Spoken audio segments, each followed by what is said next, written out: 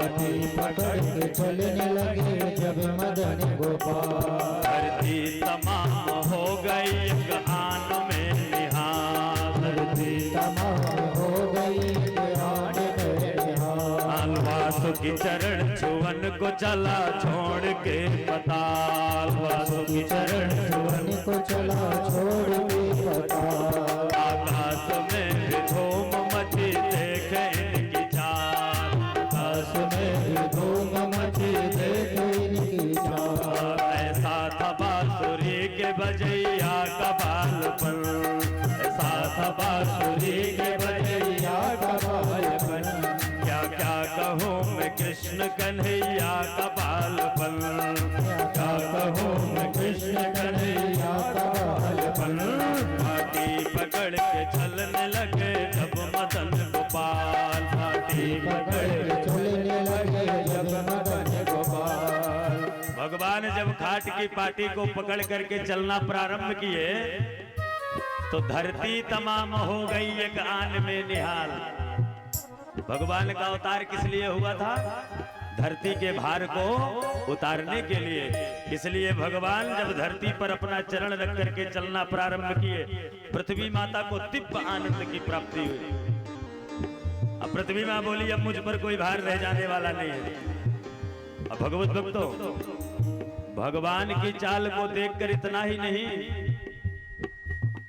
वासुकी चरण छुवन को चला छोड़ के पताल। वासुकी चरण छुवन को चला छोड़ के पताल। वासुकी नाग भगवान के चरणों को प्रणाम करने पताल छोड़कर पहुंच गया वृंदावन। अब आकाश में जो देवगण थे, आकाश में भी धूम मची देखे इनकी चाल। आकाश में भी धूम मची देखे इनकी चाल। आकाश से सारे देवगण दुंदुभी बजाते हुए पुष्पों की भगवान पर बारिश कर रहे हैं। तो सुखदेव जी कह रहे हैं राजन कौन सी लीला सुनाऊं तुम्हें भगवान की, मैं खुद नहीं समझ पा रहा। ऐसा था बांसुरी के बजैया का बालपन। ऐसा था बांसुरी के बजैया का बालपन। क्या क्या कहो मैं कृष्ण कन्हैया का बालपन। क्या क्या कहो मैं कृष्ण कन्हैया का बालपन। बहुत सारी लीला भगवान ने किया है। कौन सी लीला सुनाऊं सुखदेव परिचित बताओ। सुखदेव जी कहते हैं राजन मैं तुम्हें भगवान की बड़ी प्रिय लीला सुनाता हूं जिसे माखन चोरी लीला कहते हैं। और प्रश्न ये है कि भगवान ने माखन ही क्यों चुराया? यहां लोग तो धन संपत्ति चुरा रहे हैं, जमीन जायदाद चुराने में लगे हुए हैं, और आखिर भगवान क्यों नहीं ये सब चुराए? भगवान ने माखन ही क्यों चुराया? भगवत भक्तों ध्यान देना, भगवान ये संदेश दे रहे हैं हम समस्त जीवधारियों को कि जब तक हृदय को मक्खन की तरह नहीं साफ करोगे, जब तक मक्खन की तरह नहीं बनाओगे अपने हृदय को, मन को, तब तक ये कृष्ण आपके हृदय में बसने वाला नहीं। और जिस दिन आपका हृदय मक्खन बन गया उस दिन ये कृष्ण आपके घर चोरी करने के लिए यही कृष्ण आ जाएगा, आज भी आ जाएगा। इसलिए मन को बहुत लोग कहते हैं जैसे कुछ बोलो, अरे महाराज हमारे तो हृदय में भगवान बैठे हैं, आत्मा शुद्ध तो परमात्मा शुद्ध। सही बात है, अपने तो हृदय में ही भगवान का दर्शन हो जाता है। तो ऐसे आज बस नहीं थे, पहले भी लोग ऐसे थे। देखो एक माता जी थी एक गांव में, तो जैसे कोई पड़ोसी जाए कहीं गंगा नहाने, कहीं तीर्थ यात्रा में, तो माता जी को बोले चलो मैया चलते हैं साथ में गंगा स्नान करने। अरे गंगा मैया का बुलावा नहीं आया तो कहाँ जाना संभव है? हो सकता है गंगा मैया को पता होता कि इसलिए नहीं आ रहे तो चिट्ठी भेज भी देती है, तो पड़ोसियों से बहाना कर दे। जब गंगा जी का बुलावा आएगा, अब बिना बुलावा कोई नहीं पहुंच पाता है, जब बुलावा होगा तो अपने आप पहुंच जाएगा। समझा के भेज देती, कभी जाती नहीं। बुढ़ापा आ गया उसका, फिर गांव वाले बोले, जा रहे थे पड़ोसी बोले चलो, अब बोले बुढ़ापा में क्या जाऊंगी, जब सारी जवानी निकल गई, नहीं गई। उनका बुलावा नहीं आया। मरने के बाद बेटा अर्थी को तो गंगा जी में डालेगा ही, अब मरने के समय ही गंगा जी जाऊंगा। ठीक है, अब मर गई बेचारी। और देखो मरी तो उसका बेटा था, पैसा कमाने में लगा था, तो बेटा बेचारा आया और माँ की अर्थियों को समेटा, और समेट करके एक सूटकेस में रख लिया। शहर में रहता था तो सूटकेस में रख करके और गंगा जी चल दिया। अब गंगा जी चला तो देखो ये यहाँ की बात नहीं है, महाराष्ट्र की बात। तो वहां से चला तो जबलपुर बीच में पड़ता था, तो जबलपुर में वो रुक गया। अब जबलपुर में उसका मित्र रहता था, तो उसी के यहाँ सोचा एक रात रुक लेता हूँ, मित्र से बहुत दिन से भेंट नहीं हुआ तो भेंट हो जाएगा, सवेरे वहीं से ट्रेन पकड़कर और गंगा जी चला जाऊंगा प्रयागराज। तो रात में रुका, तो जिस मित्र के यहाँ रुका वो मित्र जी की जो श्रीमती जी थी, उनकी बड़ी आदत खराब थी। आदत ये खराब थी कि जो भी कोई आता था घर में कुछ झोला लेकर, थैला लेकर, सूटकेस लेकर, उसे चेक जरूर करती थी इसमें क्या भरा।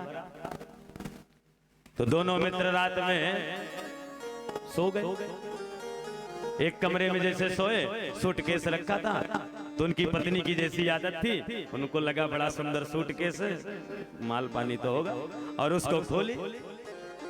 और उसमें खोली तो लाल कपड़े में पूरा अर्थियां हड्डियां सब बंधी थी। लाल कपड़ा मिला तो और प्रसन्न हो गई, वाह इसमें तो जरूर कुछ माल है। और उसको जब लाल कपड़ा खोली तो हड्डी रात, अरे राम राम राम राम राम, लगता है धोखे से इसमें डला गया। तो फ्लैट में, शहर में लोग फ्लैट में रहते हैं, जगह कम रहती है इसलिए फ्लैटों में रहते, छोटी छोटी जगह। और सही बताए, हम तो सही बता रहे हैं, जितने में हम लोगों की भैंस बंधी रहती है उतने में तो वहां पूरा परिवार रहता है जी। हमारा भैंस का कच्च ज्यादा बड़ा होगा। एक बार हमसे किसी ने कहा, शहर का आदमी, बोले महाराज गांव में कितना आपका जमीन घर है? हम कहा ज्यादा तो हम नहीं जानते हैं, लेकिन जितने में तुम 5 भाई रहते हो उतने में हमारे भैंस के लिए भूसा रखा जाता है, चल कर देखा ना। तब से बात नहीं की आज तक। तो देखो, तो फ्लैट में रहती थी तो 5वें मंजिल में रहती थी। अब पीछे से उसके जस्ट फ्लैट के बाजू से नाला गया था, तो उसने सोचा ये राख हड्डियां धोखे से भर गई हैं, सो वो हड्डियों को ली और वो नाले में डाल दी। जैसे नाले में डाल दी, हड्डियां तो छोटी गंगा में प्रवाहित। बड़े गंगे का इंतजार करते करते कहां पहुंच गए? छोटे। अब वो बेचारा सवेरे जगह सूटकेस बंद था और सोचा इसमें तो वही है, गया प्रयागराज। अब वहां पंडा जी जब वो सब कृत्य कराने के लिए अर्थिया का काम आया, विसर्जित कर अर्थिया रोने लगे, कहां गई कहां। बड़े दुखी मन से लौट कर आया, जबलपुर में फिर रुका, अपने मित्र को फिर सारी बात बताया। बोले भाई पता नहीं कहां गई, मैं तो यहीं बस रुका हूं, बाकी कहीं रुका भी नहीं हूं। तो जब वो चले गए थे प्रयागराज, तो श्रीमती जी ने अपने पति को उसी रात में बता दिया था ये सारी कहानी। तो पति देव अपने मित्र से बोले भाई अब चाहे इसको गलती मान लो, चाहे इसको जो भी सजा देना है दे दो, लेकिन तुम्हारी माँ की अर्थियां तो छोटी गंगा में प्रवाहित हो गई। तब उसे याद आया कि मेरी माँ को पूरा पड़ोसी कहते थे, चल गंगा नहा कर आजा, चल गंगा नहा कर आजा। तो हमेशा बोलती थी गंगा जी का बुलावा नहीं तो मैं क्या जाऊं। अब मेरी अर्थियों को मेरा बेटा तो गंगा जी में विसर्जित कर ही देगा। तो मुझे लगता है सही में बुलावा उसकी अर्थियों का भी नहीं था। इसलिए कभी इसका इंतजार नहीं करना चाहिए कि गंगा जी बुलाएंगी तब स्नान करने जाएंगे। और आज हम लोगों को बड़ा सौभाग्य मिला, हम लोग आए तो हमको पता चला कि कड़ा धाम यही पास में है, 20-22 किलोमीटर में। तो सुबह गए, गंगा स्नान हुआ, शीतला माँ का दर्शन हुआ और दिव्य आनंद आया। अपने कन्हैया जी को भी नौका विहार गंगा जी में कराए। इसलिए भगवत भक्तों बुलावा नहीं आता कि कथा में भगवान बुलाएंगे, गंगा जी आपको बुलाएंगी, कोई भगवान तीर्थ में आपको बुलाएगा। इसके लिए आपको समय निकालना पड़ेगा कि हमें कब समय निकले और हम कब भगवान से के पास चले जाए, भगवान से जुड़ जाए, गंगा स्नान करें। समय कभी नहीं आपको कहेगा कि अब समय आ गया चलो। आपको समय निकालना पड़ेगा। तो सुखदेव जी महाराज वही कह रहे हैं, राजन मैं कौन सी तुम्हें बाल लीला की कथा सुनाऊं जिसमें माखन चोरी लीला भगवान की अति प्रिय लीला है। इसे सुनाता हूं, ध्यान से सुनो। भगवान की उम्र 1 वर्ष की होगी, भगवान चलना प्रारंभ कर दिए। और जब भगवान चलना प्रारंभ किए भगवत भक्तों, तो भगवान रोज सवेरे 4 बजे जग जाते, ब्रह्म मुहूर्त में। अब मैया खूब सुंदर श्रृंगार कर देती थी। 4 बजे कन्हैया चल दे, गौशाला पहुंचे, गौशाला में जाकर बछड़ों को खोल दे, तो सारा दूध गैया का पी जाए। और अपने गौशाला के थोड़ी, गोपिकाओं के गौशाला। और क्यों भगवान ऐसा करते थे? ये गोपिकाएं दूध दही बेचने जाती थी मथुरा। अब मथुरा में कौन रहता है? कंस रहता है, भगवान का दुश्मन। भगवान बोले, ब्रज का राजकुमार कन्हैया मैं, अब इज्जती किसकी होगी अगर ये रोज रोज मथुरा जाएंगे? अब मैं मना करूंगा तो ये मानेंगी नहीं गोपिकाएं, इसलिए ना रहेगा बांस और ना बजेगी। जब दूध दही नहीं रहेगा तो बेचेंगे क्या? इसलिए बछड़ों को खोल दे। तो सारी गोपिकाएं एक दिन मैया यशोदा से शिकायत करने के लिए साफ घेरने लगे। सुखदेव जी कहते हैं, राजन वत्सान मुंचना क्वचित समये क्रोध संजात हासः।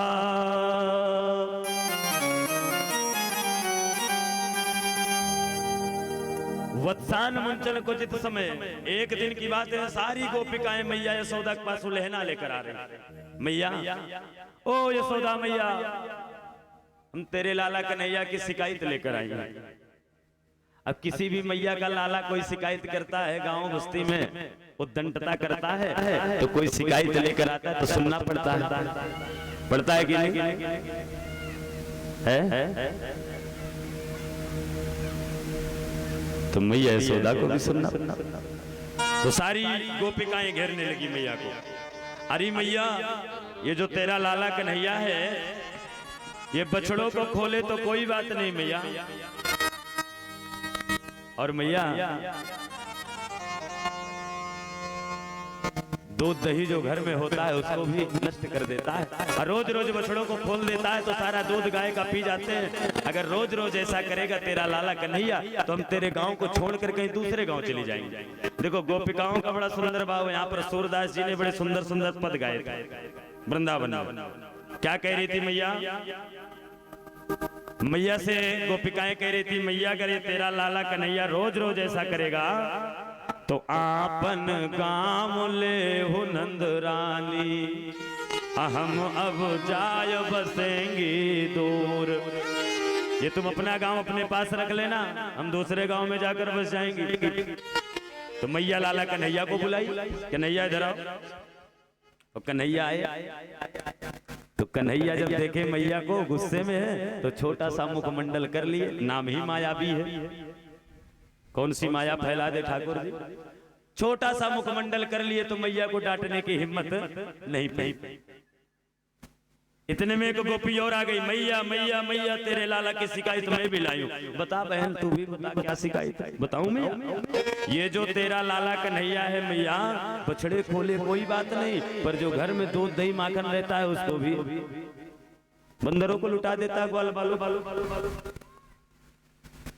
फिर मैया देखी कन्हैया की तरफ, फिर छोटा सा मुख देखकर डांटने की हिम्मत नहीं। इतने में एक गोपी और आई, मैया मैया मैया तेरे, मैं भी तेरे लाला की शिकायत। बता बहन। अरे मैया, ये जो तेरा लाला कन्हैया है, ये तेरा लाला कन्हैया बछड़े खोले कोई बात नहीं, दूध दही खाए कोई बात नहीं, बंदरों को लुटाए कोई, पर मैया जो कुछ थोड़ा बहुत नीचे रह जाता है मटकी में, उस मटकी को भी फोड़ देता है। तेरे लाला को ऐसा करना चाहिए। फिर मैया देखे लाला का फिर छोटा सा मुखमंडल देखकर डांटने की हिम्मत। इतने में को गोपी और आई, मैया मैया मैया मैं भी तेरे लाला की शिकायत लाई हूं। बताऊं मैं? अरे मैया, एक दिन की बात है, सुन। दोपहर का समय था, मैं अपने घर में चारपाई पे सो रही थी। ये तेरा लाला कन्हैया गया मैया, तो मेरी चोटी को खाट की पाटी में कसकर बांध दिया। अब मैया दूध दही खाने, मटकी को फोड़ने लगा। अब मेरे चिरकोटी काटा। तो मैं उठकर जब उठने के लिए सोची तो मेरी चोटी तो खाट की पाटी में बंधी थी। तो मुझे ऐसे कर रहा था, दिखा रहा था, क्या तेरे लाला को ऐसा करना चाहिए मैया? मैया फिर देखी लाला, क्यों रे लाला कन्हैया, ये सब सही कह रहे। लाला कन्हैया बोले मैया ये एक भी गोपी सही नहीं बोल रही, सब की सब झूठ बोल रही। अच्छा तो सही बात क्या है? बोले सही बात बताओ मैया क्या है? सही बात तो ये है मैया, सुनो मेरी बात, सब गोपिकाएं खड़ी हैं। सही बात ये देखो, 1 वर्ष की लीला है भगवान की। सही बात तो ये है मैया कि जब तुम मेरा खूब सुंदर श्रृंगार कर देती हो, मुकुट धारण करा देती हो, मोर पंख लगा देती हो, कानों में कुंडल, हाथों में लड़ियां, गले में कस्तूर माला फेटा बांध देती हो, अब मेरी पहचान बताने वाली बंसी खोस देती हो। अब ब्रज की गलियों में जब मैं खेलने के लिए निकलता हूं ना मैया, तो जितनी गोपिकाएं शिकायत करने आई हैं ये सब की सब अपने अपने दरवाजे पे खड़ी हो जाती है। अब खड़ी होकर के क्या कहती हैं? एक कन्हैया इधर आओ, एक कन्हैया इधर आओ। तो मैया बुलाती है तो मैं चला जाता हूं। और जैसे जाता हूं मैया तो अपने घर में चौक पूरती हैं, पीढ़ा लगाती हैं और कहती हैं एक कन्हैया माखन मिश्री दूध दही सब मेरे सामने रख देती है। एक कन्हैया ये सब तुम्हारा है, सब तुम्हारा है, जितना मन करे उतना भोग लगाओ, जितना खाना है उतना खाओ। मैया जब मैं खाने लगता हूँ, जब मैं भोग लगाने लगता हूँ तो ये जितनी गोपिकाएं शिकायत कर रही हैं ये सब की सब जाती हैं आंगन में अपने। असुर नारायण भगवान की तरफ देखती हैं, असुर नारायण भगवान से आंचल फैला कर कहती हैं हे सूर नारायण भगवान, ये कन्हैया हमारा घर वाला हो जाए। अब मैया सारी गोपिकाएं शर्म के मारे पानी पानी हो। छोटा सा कन्हैया 1 वर्ष का, क्या बोल रहा? तो उनमें एक प्रभावती नाम की गोपी थी। प्रभावती बोली कन्हैया ज्यादा बढ़ चढ़ कर बात मत करो, नहीं कल ही रंगे हाथ पकड़ूंगी। मैया यशोदा बोली ये ठीक बात है प्रभावती, कल पकड़ना रंगे हाथ और रंगे हाथ पकड़ कर लाना, फिर इसकी मैं पिटाई करूंगी। प्रभावती ने कहा मैया कल के कल पकड़ूंगी तेरे लाला कन्हैया को। कन्हैया बोले प्रभावती तुम क्या, तुम्हारा बाप भी नहीं पकड़ सकता, पकड़ लेना तो बताना। प्रभावती बोली लाला ज्यादा बढ़ चढ़ बात मत करो, कल के कल पकड़ूंगी, कल के कल। बोले ठीक ठीक ठीक। और मैया भेज दी, बोले कल रंगे हाथ पकड़ कर लाना तब पिटाई करूंगी। और भगवत भक्तों गोपिकाएं गई, ये गोपिकाएं भी कम नहीं, ये जानबूझकर भगवान को बुलाती थी अपने घर, ये प्रेम है गोपिकाओं का। तो जैसे प्रभावती गई, कन्हैया ने इमरजेंसी एक मीटिंग बुलाई। किसकी मीटिंग बुलाई? चोर मंडली। कन्हैया चोरों के सरदार थे, इनकी टीम में ग्वाल बाल सब इनके साथी थे जो इनका साथ देते चोरी, लेकिन भगवान माखन चोरी कर। तो मीटिंग बुलाए, बैठक किए, बोले क्यों रे मनसुखा, मैया से सबसे ज्यादा बढ़ चढ़ करके किसने शिकायत किया? मनसुखा ने कहा कन्हैया सबसे ज्यादा बढ़ चढ़ करके शिकायत प्रभावती ने किया। तो बोले आज चोरी का नंबर प्रभावती के घर में लगा दो, आज चोरी प्रभावती के ही घर में करना है। चोरी का नंबर लग गया। और इधर भगवत भक्तों प्रभावती भी कम नहीं, अपने घर का दरवाजा खोल करके यमुना जी में जल भरने के लिए चली गई। आज जल लेने के लिए जैसे गई तो कन्हैया अपनी चौर मंडली के साथ पहुंचे और पहले तो मटकी को से माखन खाए, बंदरों को लुटाए, ग्वाल बालों को खिलाए, और इसके बाद भगवत भक्तों मटकी को एक एक करके फोड़ दिए। अब दूध दही बह करके धारा बहने लगे। इतने में प्रभावती आ गई जमुना जी का जल लेकर। ग्वाल बालों ने कहा कन्हैया कन्हैया कन्हैया। प्रभावती, कन्हैया ने कहा चुप चुप, एक एक करके निकलो। तो ग्वाल बालों को एक एक कर निकालने लगे। तो प्रभावती सोच रही है वाह लाला कन्हैया बड़े चालाक, सोच रहे ग्वाल बालों को पकड़ने में लग जाए ये प्रभावती तो मैं निकल जाऊं। कल मैया से बढ़ चढ़ करके किसने, मैया के सामने बढ़ चढ़ करके किसने कहा तुम क्या तुम्हारा बाप नहीं पकड़ सकता? इसलिए आज रंगे हाथ कन्हैया को पकड़ूंगी और कन्हैया की ही पिटाई कराऊंगी। बोल वृंदावन बिहारी लाल की जय हो, बोल कृष्ण कन्हैया लाल की जय हो। बोले आज तो मैया से रंगे हाथ कन्हैया को पिटाई कराऊंगा। तो देखो प्रभावती आई और अपने दरवाजे के पीछे छिप गई। सुखदेव जी कहते हैं जैसे प्रभावती छिपी, कन्हैया धीरे से निकलने लगे ग्वाल बालों के बाद, तो लपक करके हाथ पकड़ ली प्रभावती। सुखदेव जी कहते हैं राजन, अरे घर चोरी करते आ गई ग्वालन कोई वहां,